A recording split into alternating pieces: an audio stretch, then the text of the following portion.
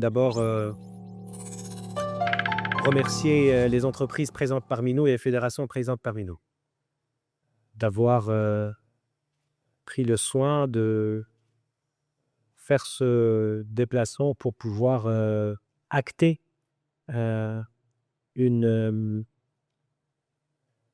une politique importante, très attendue par nos concitoyennes et nos concitoyens. Nous lançons officiellement le programme IDMEJ, mais c'est un programme qui a démarré, mais il a démarré un peu en douceur, juste pour pouvoir tester les mécanismes et regarder avec l'ensemble du réseau de l'Agence nationale de la promotion de l'emploi et des compétences quelles seraient les mesures concrètes par rapport au réseau, par rapport au type de profil, par rapport à la qualification à la fois des demandes, mais également des offres en question.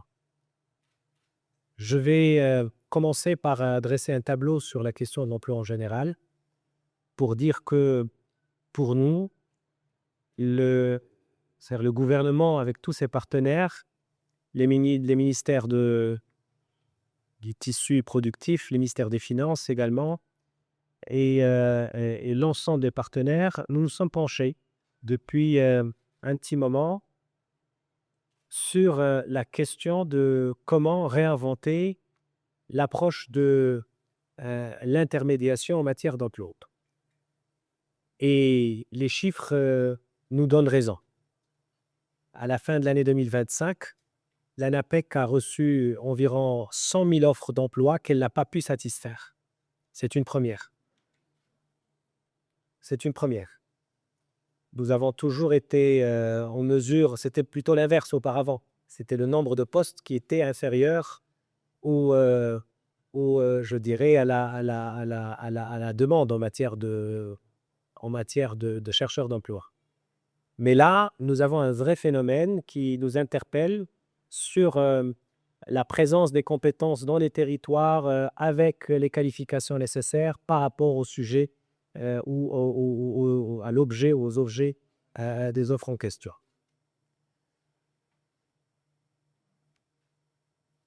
Nous avons une ambition dans ce pays de pouvoir ramener l'emploi à des chiffres importants. Il y avait une double problématique majeure. La première, elle se rapporte à la nature des personnes qui cherchent l'emploi et notamment la fameuse population des NEET. Le stock que nous avons en matière de NEET avoisine les 900 000 sur un stock global de personnes en situation de chômage d'1,5 million. Quand nous nous sommes attelés au gouvernement avec les différents partenaires sur la question, nous avons aussi un autre constat qui est la déperdition scolaire qui est aux alentours de 280 000 personnes par an.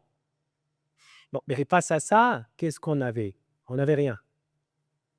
Il n'y avait rien à l'échelle qui permettait de capturer cette population, la demande de cette population, de pouvoir l'accompagner, de pouvoir lui faire, même l'offre en matière de formation professionnelle n'était pas forcément dimensionnée pour cette population en particulier. Nous avons une offre en formation professionnelle qui est excellente pour les niveaux, notamment de techniciens spécialisés, un peu techniciens aussi, mais pas à l'échelle en tout cas pour ces niveaux-là.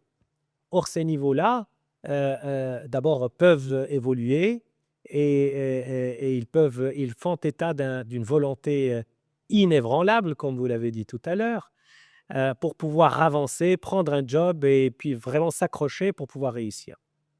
Donc, face à cela, nous avons pensé à un programme que nous avons démarré avec le ministère de la formation professionnelle et en partenariat avec l'Agence nationale de la promotion de l'emploi et des compétences, qui est celui de l'apprentissage, avec un objectif quand même qui est très important de 100 000 personnes par an, au lieu de 9 000 en entreprise l'année dernière.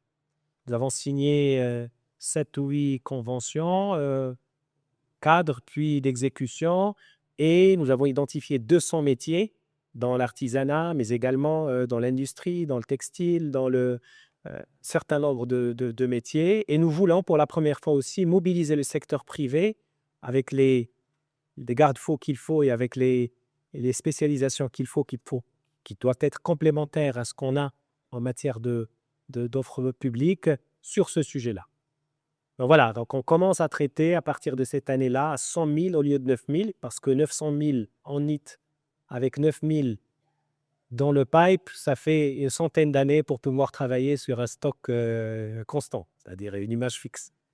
Vous imaginez le décalage qu'on avait par rapport au sujet. Donc, il ne faut pas s'étonner des chiffres que madame a présentés tout à l'heure en matière de, je dirais, de taux de chômage, en fait, qui ne change pas. Peut-être la structure ne change pas, même si vous travaillez sur les externalités, mais en fait, le centre, il est toujours là pratiquement.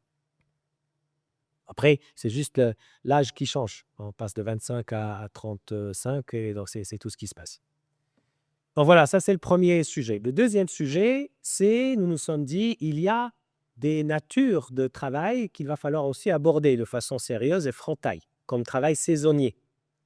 Et donc c'est pour ça que nous avons demandé à l'ANAPEC d'approfondir le sujet et de dire il y a toute une population aujourd'hui qui est en dehors du scope, qui est par exemple dans l'agriculture saisonnière, une agriculture qui se professionnalise, qui connaît une compétition de plus en plus importante, pas seulement à l'échelle du pays, mais également à l'échelle du pourtour méditerranéen, et qui nécessite une organisation pour que cette main-d'œuvre, très souvent très qualifiée, même si elle est non diplômée, donc on est dans le sujet, elle est non diplômée, pas forcément diplômée, mais généralement qualifiée par le biais naturellement de l'expérience, on va dire expérimentée. Donc elle a besoin effectivement d'être, que ce flux soit aussi dans ce que nous traitons. Et donc, avec les 160 000 que fait l'ANAPEC aujourd'hui, en rajoutant, bien sûr, je parle du maximum, des 100 000 qu'on n'arrive pas, que nous ne sommes pas arrivés à capturer l'année dernière, en plus de la saisonnalité et en plus d'une partie des non-diplômés qui n'étaient pas dans le scoop, nous sommes facilement sur une population autour de 400 000 personnes par an, au lieu d'être sur le plafond de verre qu'a atteint l'ANAPEC il y a très longtemps. Elle fait des avancées de 5%, de 8%, etc. Mais l'échelle n'est pas ce qu'il nous faudra.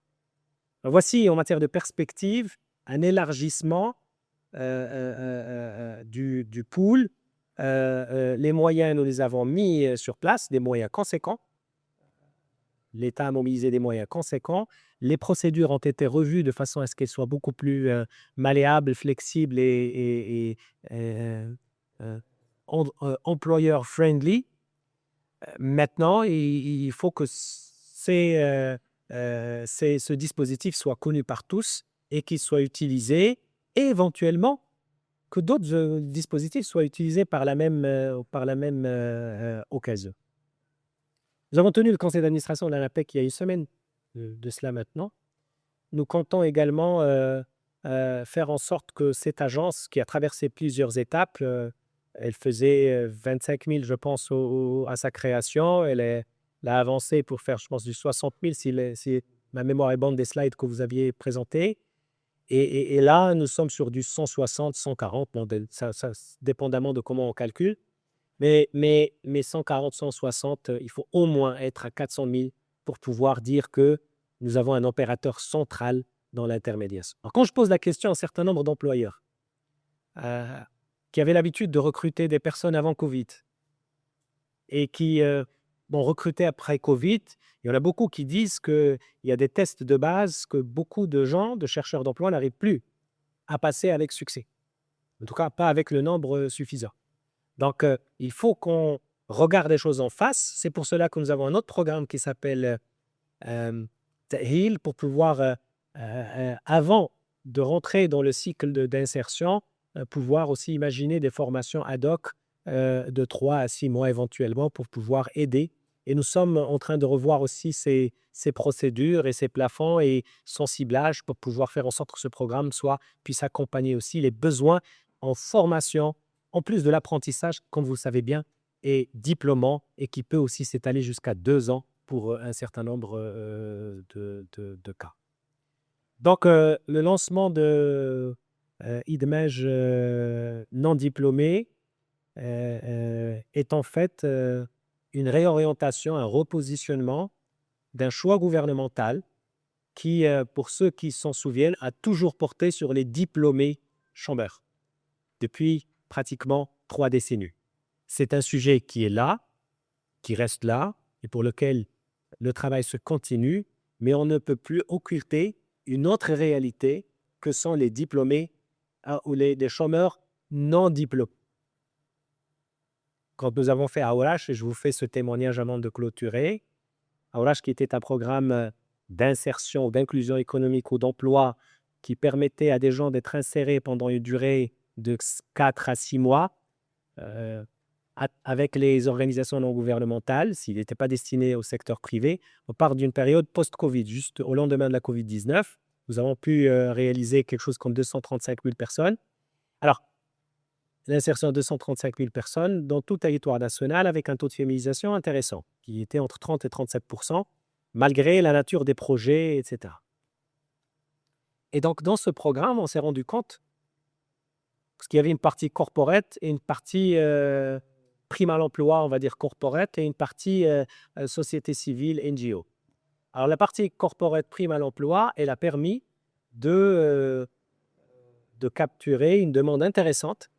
Je suis parti moi-même visiter quelques entreprises et j'ai trouvé, par exemple, cette dame de 29 ans qui était sortie de l'école à l'âge de 12-13 ans, donc fin du primaire en fait, et qui n'a rien fait sur le plan professionnel depuis le temps. Elle a fait d'autres choses sur le plan personnel sûrement, elle a des enfants, etc. Mais en fait, et donc elle a trouvé un job dans une entreprise qui était dans le secteur automobile et pas loin de la localité. Elle a bénéficié du transport, de la restauration et puis du programme en question. Et franchement, quand je pose la question au DRH, c'était une dame en l'occurrence, elle m'avait dit que c'est-à-dire ces profils sont des profils qui amènent un retour sur investissement très important pour l'entreprise. Parce qu'ils s'accrochent, ils se forment, se perfectionnent et puis le salaire annoncé, qui est au moins de SMIC, n'est pas en décalage par rapport au profil ou à la formation. Alors que prendre un licencié ou un master et lui proposer un salaire de SMIC parce que la symétrie du marché du travail fait qu'il n'y a pas de poste adéquat, là, par contre, c'est malheureux et c'est dommage. Les gens acceptent, beaucoup de gens acceptent, mais ils acceptent à contre-cœur parce que l'offre qu'il faut n'y est pas. Je voudrais juste un petit clin d'œil au secteur de la formation professionnelle pour dire que tout cela est accompagné aussi par la formation professionnelle. Nous avons délibérément euh, ouvert les opportunités à travers les cours du soir dernièrement et nous avons permis au secteur de la formation professionnelle agréé, privé, de pouvoir ouvrir le soir pour que les gens qui cherchent un repositionnement, ce ne sont pas des programmes financés par l'État. C'est une façon d'encourager le secteur parce que beaucoup de gens font un travail, ils ont besoin d'une reconversion pour pouvoir trouver un autre job, mais ils n'ont pas la possibilité de faire parce qu'ils travaillent toute la journée, ils travaillent tout le temps. Et donc, nous avons ouvert les horaires, nous avons permis à ce que ça soit fait aussi le samedi et nous avons encouragé le secteur privé aussi en revisitant un peu l'orchestration de son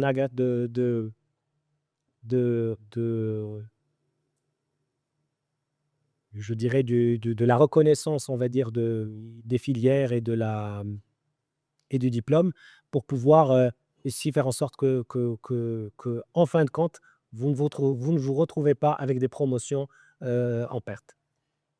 Donc, nous essayons d'apporter une solution dynamique, mais le dernier message que je voudrais lancer, c'est que ces solutions ne marcheront pas si elles ne sont pas, il n'y a pas d'appropriation par les employeurs.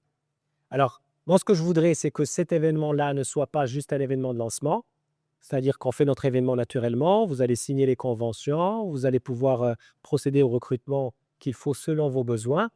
Mais ce qui serait vraiment bien, c'est de pouvoir tenir au moins un autre rendez-vous annuel avec les acteurs dans lequel on parlera à nous moins et les acteurs parleront plus parce qu'il y a des améliorations qui peuvent être vraiment nécessaires par secteur, par sous-secteur, par branche, par rapport aux procédures, par rapport au montant, par rapport au plafond, par rapport au délai. Vous voyez ce que je veux dire?